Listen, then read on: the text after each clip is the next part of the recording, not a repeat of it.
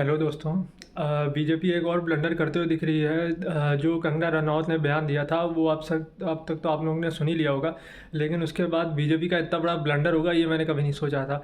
भाई अगर आपको जो है अपने पार्टी के किसी भी सांसद को, कार्यकर्ता को, XYZ को, किसी को भी कुछ समझाना है तो बैकडोर के जो है चैनल होते हैं, मतलब कि आप उनको जो है फ़ोन पे बता सकते हैं, आप उनको किसी मीटिंग में बुला करके बता सकते हैं कि भाई अभी इस समय हरियाणा का चुनाव है या कोई भी चुनाव है, तो उस चीज़ को देखते हुए आप इस तरीके के बयान मत दें, ये जो हम पर उल्टा पड़ सकता है। लेकिन भाई कांग्रेस पार्टी के एक प्रवक्ता है, उन्होंने जो है एक ट्वीट किया और उसके उसके बदले में जो पूरी बीजेपी पार्टी एकदम लमलेट हो गई बिल्कुल।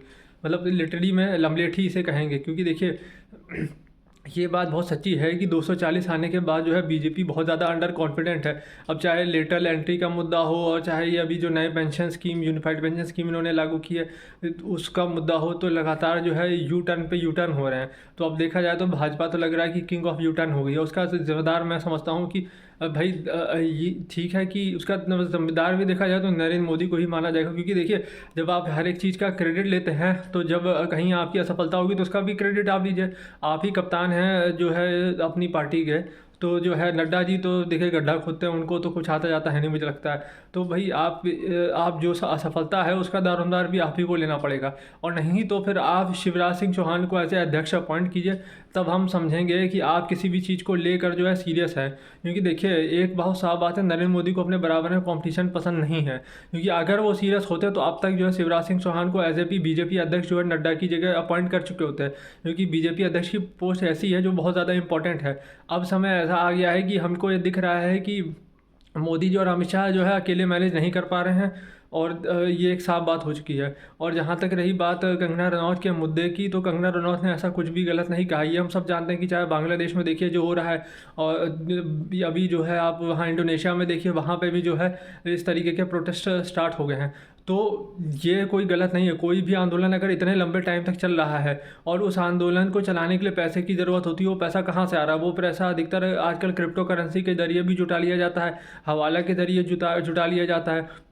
तो बहुत सारे तरीके हैं, और ये जितने एनजीओ हैं उन पर गाज इसलिए गिरती है क्योंकि वो एज ए एक फ्रंट जो है डोर काम करते हैं पैसा इकट्ठा करने के लिए। मतलब वो अच्छे कामों के लिए जो है पैसा इकट्ठा करते हैं, और उसके बाद जो है वो इन बुरे कामों के लिए जो है मतलब देश को डिस्टेबलाइज करने के लिए उस पैसे का यूज़ करते हैं।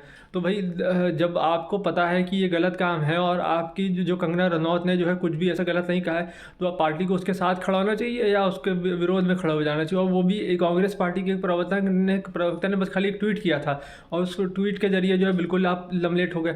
कुछ लोग ये भी कह रहे हैं कि BJP good cop and bad cop खेल रही है। मतलब वो कंगना रनौत को जो है जो वो कहना चाह रहे हैं वो बोलने दे रहे हैं, उसके बाद जो उसका विरोध कर रहा है, तो भाई आपका पर्पस ही डिफीट हो गया। अगर जो है कांग्रेस पार्टी के प्रवक्ता ने ट्वीट भी किया है और कंगना रनौत के विरोध में, तो उनको बोलते रहने दीजिए। भाई कंगना रनौत को कितना कितना बुरा भला जो है नहीं कहा गया है।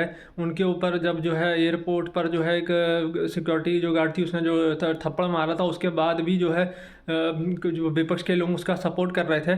तो भाई अगर इसकी जगह उनका पार्टी का नेता हो या उनके पार्टी का कार्यकर्ता हो जिस पर ऐसा हमला किया जाए, तब आप क्या कहेंगे? तो ये जो है हमारे देश की एक बड़ी विडंबना होती जा रही है कि हम लोग सोचते नहीं हैं और कुछ भी कहीं पे भी बोल देते हैं। अब भाजपा को जो है आज मुझे समझ में आया कि बंगाल की जनता ने क्यों नहीं चूज़ किया, क्योंकि देखिए बंगाल में इतनी बार जो है, चाहे पहले का चुनाव था विधानसभा वाला, चाहे लोकसभा का चुनाव, तो वहाँ इतनी हिंसा हुई, लेकिन भाजपा अपने कार्यकर्ताओं के साथ नहीं खड़ी हुई। इसीलिए भाजपा का खुल के कभी भी कोई भी साथ नहीं देता, और मेरे हिसाब से देना भी नहीं चाहिए। और बंगाल की जनता ने बिल्कुल जो है सही निर्णय लिया है इनको ना चुन करके। भाई ममता बनर्जी को जो चाहे जैसी भी हो वो अपने लोगों के साथ खड़ी होती हैं, ठीक है ना, अच्छा हो या बुरा हो। भाई आप अपने कार्यकर्ताओं के साथ कब खड़े हुए हैं, ये भी तो आप देखिए ना। और कार्यकर्ता जो है खाली आपकी दरी बिछाने के लिए नहीं पैदा, वो उसका भी सम्मान है और उसका भी जो है अपना जीवन है। तो भाई अगर आप अपने कार्यकर्ताओं के साथ नहीं खड़े होंगे तो अभी आप जो है 240 पे आए हैं, जल्दी आप 200 के नीचे भी आ जाएंगे। तो ऐसी पार्टी का जो कोई भविष्य नहीं होता है। और जहाँ तक रही बात, अगर हम ये बात करें कि भाजपा की जो है ट्रैक रिकॉर्ड भी देखिए तो वो ऐसा ही कर रही है, और इसी कारण जो है। और भाई आपको 400 सीटें क्यों चाहिए? 240 सीटें कम नहीं होती। अगर 240 सीटों में अभी अगर आप कुछ करना चाहें तो बहुत कुछ कर सकते हैं। आपके अंदर दम होना चाहिए, इंटेंट होना चाहिए। सरकार के पास जो है इतनी सारी मशीनरी होती है कि वो कुछ भी कर सकती है, लेकिन आप तो जो है पता नहीं कौन सी उल्टी गंगा बहा रहे हैं। थैंक यू दोस्तों।